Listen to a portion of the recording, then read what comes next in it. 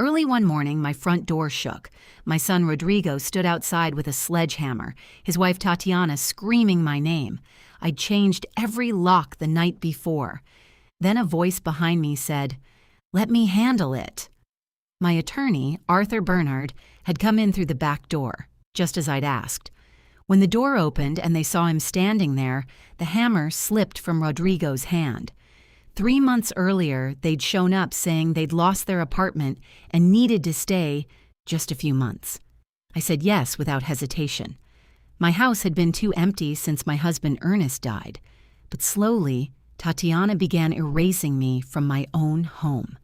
She threw out my hand-sewn curtains, sold my grandmother's cabinet, tossed Ernest's jazz records, and sold his antique porcelain dinner set, a $4,500 anniversary gift, for $800, guilt-tripping me into agreeing.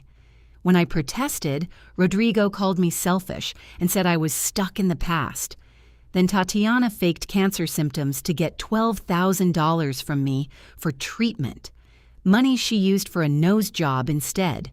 When I found out, Rodrigo shrugged it off. "You weren't using that money anyway." One night, I overheard them in the backyard, Tatiana's voice cold and calculating.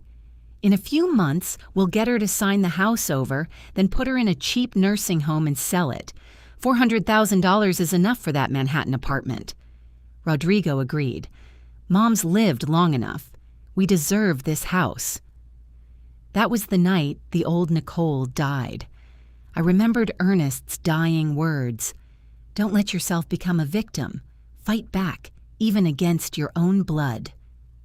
The next morning, I called Arthur, an old friend of Ernest's, and set up an irrevocable trust, protecting the house and naming my grandchildren as beneficiaries. I borrowed a hidden recorder from my neighbor and captured them repeating their entire plan, word for word. Then I set the trap. I told them I'd agreed to move into a nursing home and let them help with the paperwork. They celebrated with champagne. That same night, I had every lock changed. On the morning of the signing, they were dressed up and ready, only to find themselves locked outside while Arthur slipped in the back with the truth. The house was legally protected, irrevocable, in my name for life. I played them the recording. Tatiana's scheme and Rodrigo's own voice saying I'd lived long enough. All of it, undeniable. I gave them 48 hours to leave and 30 days to repay the $12,000. Rodrigo begged for forgiveness. I told him regret doesn't undo what he destroyed. They moved out. Months later, Tatiana left him for someone else. My granddaughter Valerie calls me sometimes just to talk. I repainted the walls peach, hung Ernest's photos back up, and started living again. Love without respect isn't love. It's a chain. And I finally set myself free.